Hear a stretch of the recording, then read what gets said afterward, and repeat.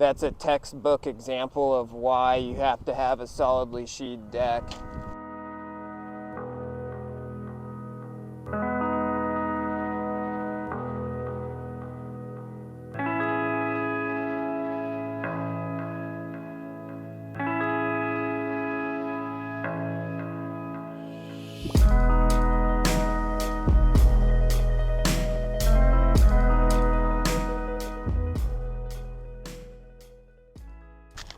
Okay, so something I just wanted to point out really quick. If you just watched that repair video, you probably noticed that I had a little bit of difficulty nailing.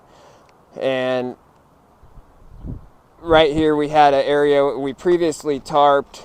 I kind of suspected it when I was nailing those shingles in. I even had one when I was nailing this far left. You can see that it just like goes almost like it falls through, like I hit nothing.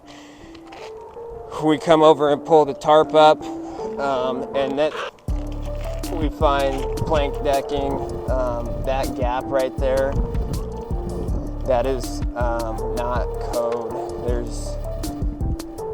That's a textbook example of why you have to have a solidly sheathed deck. Like that, those nails I was hitting right in here. Some of them I was catching the edge of that, causing that nail to roll over, and then one I hit square in the middle of it. And so you can see, if you look, can you get all that in the same? Yep. That nail line, look at where that falls. That's a textbook example of why plank decking is no good and why you have to have a solidly sheathed deck when it comes to asphalt shingles.